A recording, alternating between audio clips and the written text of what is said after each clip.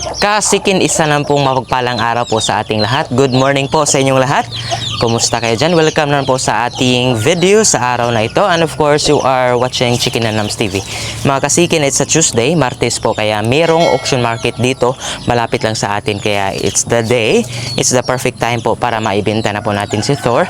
Hanggat pwede pa natin siyang mapakinabangan, mga kasikin.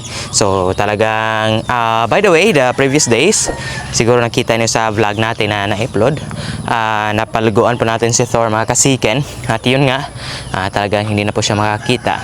So meron tayong dalawang pirasong ibibenta ngayon, mga kasiken, si Thor at saka yun pong ating Henny na asil, no, na si King Jude. So silang dalawa yung ibibenta natin, mga kasiken, kasi tamang tama rin ang ating kaibigan, mga kasiken, kahapon ay nagpost na meron siyang i-out daw na dalawang pulet, no. So yung caption niya is basilan, but yung chinek natin is kasi nagpasend tayo ng picture ng mga pulet. Sa tingin ko ay parang cross po sa Shamo yung kanyang mga basilan, but still bibilhin natin, mga kasiken, sapagkat merong dugong basilan. So yung bali maibenta natin si Thor at saka si King Jude. Nandito po, mga kasiken, sila, no. So yung kita natin sa dalawa, ayan po siya. At si Thor nandito po sa kulungan. Yung kikitain natin ay ibibili natin ng pulit, sapagkat medyo affordable lang din naman yung kanyang pulit, mga kasiken. Kaya samahan nyo ako. Isasama ko po yung brother ko, mga kasiken, sapagkat medyo mabigat itong dalawa. So sa tingin ko ay yung brother ko ang hawak sa dalawang manok at ako yung magmamaniho, mga kasiken. Kaya samahan nyo kami saglit. At yun, after this one, pagkatapos natin maibenta itong dalawang to, automatic puntahan kaagad natin yung pullets na binenta para again mapunta na rin sa ating yard, mga kasiken. So please keep watching, mga kasiken. So kasiken, biyahe na po kami. Okay, samahan niyo po kami sa aming biyahe. Let's go!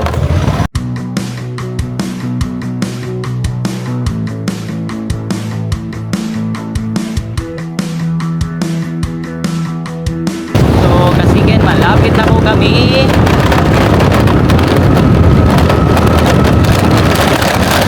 Dito na, sana meron pang bibili.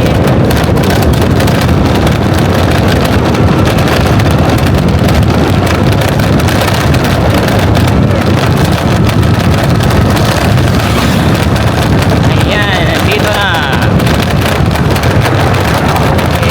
Hopefully na mo balik. Sir, mutimbang mo ni sir?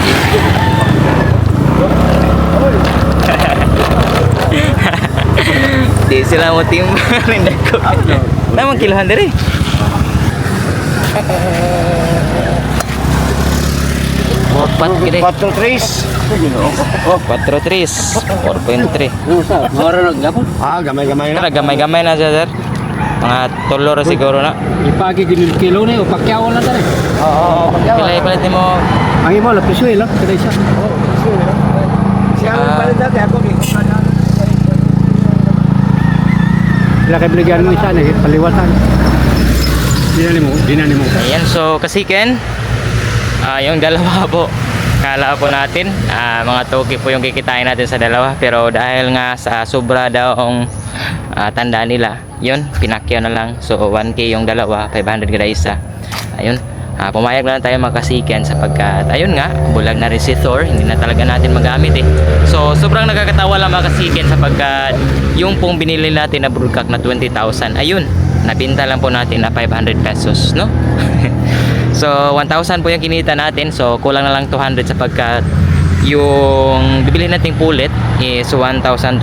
Kaya ayun, maghahanap pa tayo na pwede nating pangdagdag, no, sa ating alaga. So si mama nga pala pupunta ngayon ng sentro, na hingi siya ng isang manok dito sa atin, no. So 200 yun, para ayun, really na goods na po pangbili natin. Kaya, mga kasiken, before natin puntahan yung kaibigan natin sa pulit na basilan na kanyang ibibenta, so pakain muna natin yung ating mga alaga ditong sisiyo, mga kasiken, no, sapagkat 7 AM na.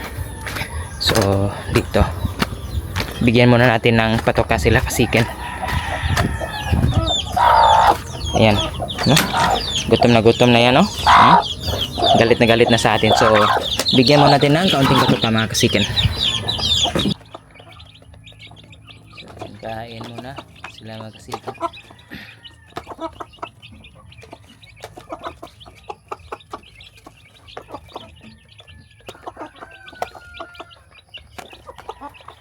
Ayan sila.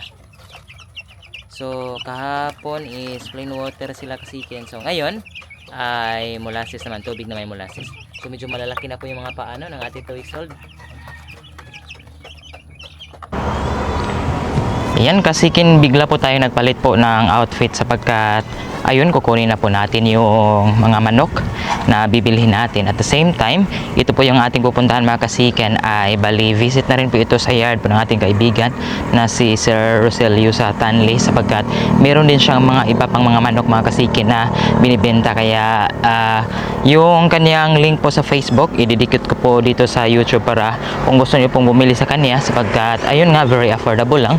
Pwede niyo po siyang i-PM mga kasiken. So, nagpalit na po tayo ng damit, no? Sapagkat yun, pinawisan tayo kanina, naligo na lang din tayo sapagkat pagkatapos ko pong bigyan ng patuka yung ating mga siso, binigyan ko na rin ng patuka lahat po ng mga alaga natin. Kaya ayun, we are ready to go na po. Samahan niyo pa ako, pupunta na po tayo doon. So medyo malapit lang, nasa around 20 minutes siguro na biyahe mga kasiken. So tara at pasyal tayo sa yard po ni Sir Roselio sa Tanley mga kasiken. Nag-aalaga din po siya ng mga oriental breed kagaya po natin. See you there kasiken.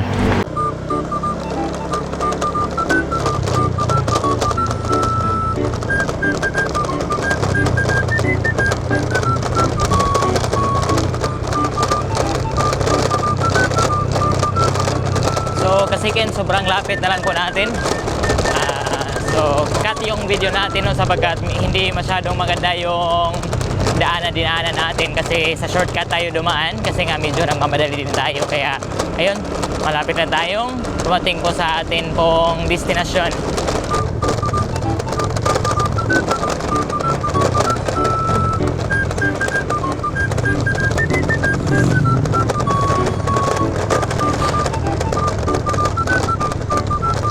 Nandito na tayo kasiken. So kasiken, ito po yung 4 out ni Sir na basilan, yung dalawa itim at saka yung parang wheat and white. And then Sir, pa-out po mong cobra Sir, no? Oh.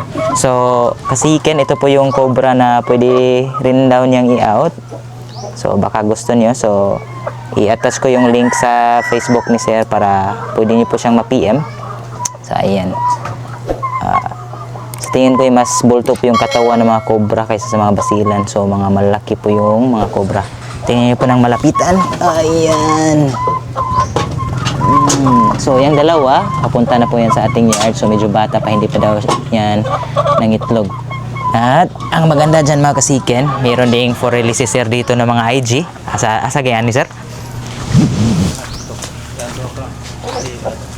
Kato, asa kini, kining ilohon? Hala, ang ganda. So kasiken, ito po yung pulit na to at saka kini Sir. So yung dalawang pulit mga kasiken, mga IG yan, yung isa at saka yung isa. Ayan. Sobrang laki, mga 5 months pa daw yan. Medyo bata pa. Ayan, mga IG yan. So dalawa for out. And napaka-affordable lang po mga kasiken, no? So, pwede niyo po siyang i-message kung gusto niyo po ng ganitong klaseng manok. Ayan, no? Sobrang ganda ng kulay. Meron lang tayo sanang extra. Pwede sana tayo yung kukuha pero wala po tayong extra. Kaya, ayun. Naka-free range lang sila mga kasiken. Sobrang liksi, sobrang sisigla. Okay.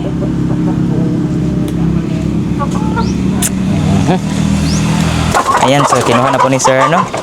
So, ayan. Okay. Ayan na po sila kasiken. Ang mga inahalagyan ni hapit mo 3 kilos. Grabe Sir, no? 2.8. Pag Ako, ako ang mo itin mabiro mag-ihaw. Oo. Scan na marag.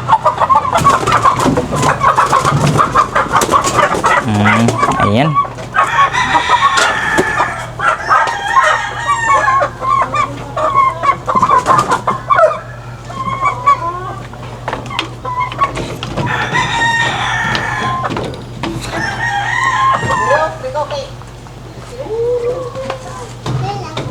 So ito na po sila kasiken at dito po ilalagay ni sir sa karton. Nakahanda na.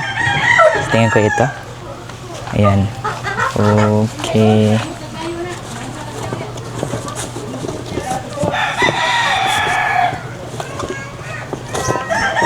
Ayan, ready na po sila.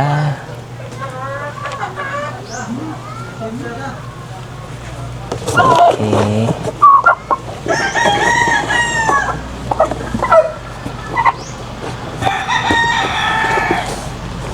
Okay daw eh.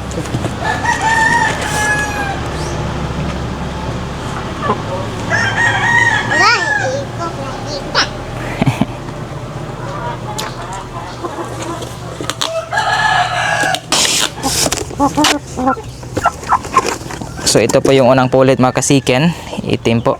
So good thing po nito, ayan, mga dumalaga pa ito mga kasiken. So medyo close pa yung sipit dito.